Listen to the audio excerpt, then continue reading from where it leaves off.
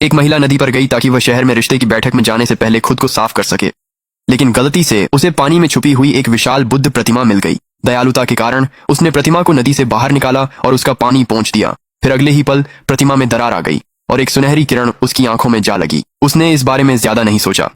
प्रतिमा को जगह पर रखने के बाद वह मुड़ी और वहां से चली गई। लेकिन जब वह घर पहुंची तो उसने लापरवाही से अपना नहाने का पानी आंगन में एक सूखे पेड़ के नीचे डाल दिया। अगली सुबह वह सूखा पेड़ पत्तों से भर गया था और उसमें मुट्ठी जितने बड़े आड़ू लग गए थे। वह हैरान रह गई, इसलिए उसने और नहाने का पानी ताजा लगाए गए सब्जी के खेत में डाल दिया।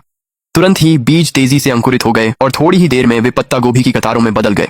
तभी उसे एहसास हुआ कि उसका नहाने का पानी पौधों को उगा सकता है, लेकिन उसने किसी को बताने की हिम्मत नहीं की। फिर एक दिन उसे सैनिकों के लिए पत्नियां चुनने के लिए सेना के शिविर में ले जाया गया। मुझे वह चाहिए बाईं ओर से तीसरी वाली। मुझे ऐसी चाहिए जो खाना बना सके। अगर तुम बच गई तो तुम्हें पीछे के श्रमिक दल में भेज दिया जाएगा। जैक, अब तुम्हारी बारी है, अब किसी को चुनो। जनरल, मुझे औरत की जरूरत नहीं है, बस मुझे अनाज, चारा या चांदी दे दीजिए। मैं किसी को खिलाने का खर्च नहीं उठा सकता। गुस्ताख, ये दरबार का आदेश है, तुम मना नहीं कर सकते। ऐसा नहीं है कि मैं पत्नी नहीं चाहता, मैं सच में किसी का खर्च नहीं उठा सकता। मेरे पिता 5 साल पहले युद्ध में मारे गए थे। मेरी विधवा माँ, 15 साल का भाई और 13 साल की बहन है। मैं बहुत खाता हूँ और खुद को ही मुश्किल से खिला पाता हूँ। फिर किसी और औरत को इसमें क्यों घसीटूं? मैं अब और इंतजार नहीं कर सकता। अगर किया तो मैं जिंदा नहीं बचूंगा। ये क्या है? वो क्या कर रही है? एक महिला जिसे सौंपा जाना था वो खुद ही आगे आ गई। तुम्हें मेरा खर्चा नहीं उठाना पड़ेगा। मैं खेती कर सकती हूँ, खाना बना सकती हूँ और घर चला सकती हूँ। मैं तुम्हारा खाना नहीं लूंगी और न ही बोझ बनूंगी। इसके अलावा तुम मजबूत हो। अगर मैं तुम्हारे साथ रहूंगी तो सुरक्षित रहूंगी। इस लड़की में हिम्मत है। ये सच में बहुत साफगो है। ये छोटी सी लड़की बहुत सीधी है।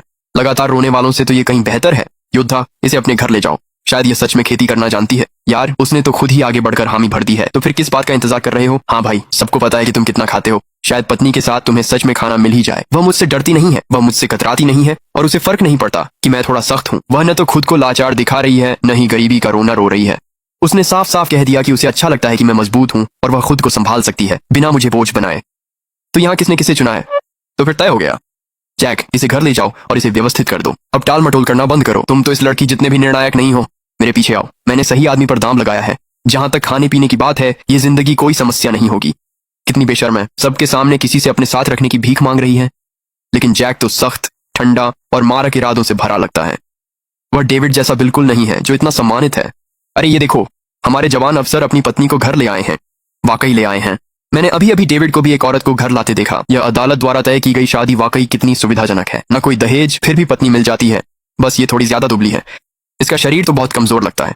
क्या ये काम भी कर पाएगी? उम्मीद है ये कोई बिगड़ी हुई महिला ना हो। सीमा पर रहने वाली औरतें तो सीधी बात करती हैं। मैं इन नजरों और बातों की आदी हूँ। मैं इससे भी बुरी बातें सुन चुकी हूँ। ये परिवार वाकई बहुत गरीब है। जैक वापस आ गया है। क्या यही वो औरत है जिसे सरकार ने तुम्हें सौंपा है? तू कितना बड़ा मूर्ख है, सच में एक औरत को घर ले आया। तुझे हमारी हालत पता है। अब इसे क्या खिलाएगा? इसे देख तो सही, ये तो बिल्कुल लकड़ी जैसी दुबली है और बहुत नाजुक दिखती है। तू कोई और इनाम क्यों नहीं मांग सकता था? अनाज, चांदी या आधा एकड़ जमीन भी इससे बेहतर होती। तू एक बिगड़ी हुई लड़की को घर ले आया है। क्या हमें इसे किसी देवी की तरह पूजना चाहिए? दरबार ने आदेश जारी किया है, हम इसे वापस नहीं भेज सकते। ये सब अकाल की वजह से हुआ है। अब जब हो ही गया है तो शिकायत करने से कुछ नहीं होगा। कम से कम अब बड़े बेटे को परिवार बसाने का मौका तो मिला। ये लड़की दुबली है लेकिन सीधी खड़ी है और उसकी आंखें शांत हैं। ना तो ये रोती है, ना हंगामा करती है, ना पीछे हटती है और ना ही हमारी नजरों से बचती है। ये उन लोगों जैसी नहीं है जो सिर्फ खुद पर तरस खाते हैं।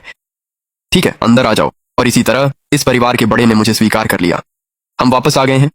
आज हमें कुछ भी नहीं मिला। पहाड़ के बाहरी हिस्से को गांव वालों ने पूरी तरह साफ कर दिया है। वहां तो एक भी जंगली सब्जी की जड़ नहीं बची है। मैं पूरब की ओर बहुत दूर गया लेकिन फिर भी कोई जंगली साग नहीं मिला। टॉम, ये तुम्हारी भाभी है। भाभी? तो तुम्हारी सैन्य उपलब्धि की वजह से दरबार ने तुम्हें एक पत्नी दी है। नमस्ते, मैं टॉम हूँ और ये हमारी छोटी बहन अन्ना है। आपसे मिलकर अच्छा लगा। मैं लूसी हूँ। ठीक है, आंगन में खड़े मत रहो, अंदर आ जाओ। दोपहर का खाना तैयार है। हमारे पास ज्यादा कुछ नहीं है, बस थोड़ा मोटा रोटी है, इसी से काम चला लो। माँ, आज भी हमारे पास रोटी है। चुप रहो। तुम्हारा भाई अभी अभी युद्ध से लौटा है, उसे ज्यादा खाना चाहिए। क्या तुम मोटा अनाज खा सकती हो? हाँ, मैं खा सकती हूँ। क्या तुम मजाक कर रही हो? महामारी के समय मैं फफूंदी लगी चीजें भी खा लेती थी। ये मोटी रोटी तो उससे कहीं बेहतर है। खाओ। धन्यवाद। उसके इतने बड़े शरीर के साथ क्या वो पेट भर सकता है? जैक फिर से भूखा है। युद्ध से लौटने के बाद कौन भूखा नहीं होता? थोड़ी ही देर में उसने पहले ही 5 रोटियां खा ली थीं। ऐसा शरीर सच में बहुत खाना जलाता है। अगर मुझे इस आदमी को स्वस्थ रखना है तो मुझे अनाज उगाना होगा, बहुत सारा और जल्दी। तुम्हें ऐसा खाना बुरा नहीं लगता? मेरे लिए तो ये पहले से ही काफी अच्छा है। अच्छा है, अच्छा है। टॉम, देखो, लूसी भी सच में बहुत खा सकती है। आज मैं थोड़ी भूखी थी। वैसे भी मैं पहले एक पावर यूजर थी तो मेरी भूख पहले से ही ज्यादातर लोगों से ज्यादा थी। मैं एक पल के लिए काबू खो बैठी थी। मैं अभी अभी इस परिवार में आई हूँ और पहले ही इनका खाना खा लिया। ये सच में अच्छा नहीं है। एक जोड़ा जो अच्छा खा सकता है मतलब उनकी सेहत भी मजबूत है। तुम दोनों सच में एक अच्छे जोड़ीदार हो। एक बहुत खाता है और दूसरा भी खा सकता है। मैं तो बस 60 या 70% ही भरी थी। पूरा खाना लगभग बेस्वाद था, लेकिन फिर भी मैंने खत्म कर दिया। 5 साल की प्रलय ने मुझे सिखा दिया कि कभी भी एक बूंद पानी या एक दाना खाना बर्बाद ना करूं। यह जगह प्रलय नहीं है, इस दुनिया में सामान है। जैक का परिवार बस गरीब है। टॉम, अन्ना, तुम दोनों बर्तन साफ करो। तुम अभी अभी कैंप से लौटे हो तो आज काम मत करो। घर पर रहो और आराम करो। मैं ठीक हूँ। तुम्हारा घाव अभी भरा नहीं है। शांत बैठो और ठीक से रहो। हम उसे घर ले आए, लेकिन वह अभी भी पुराने कपड़े पहने हुए है और उसके पास कपड़े बदलने के लिए भी नहीं है। यहीं रुको। ऐसे लो, मेरे लिए और किसके लिए?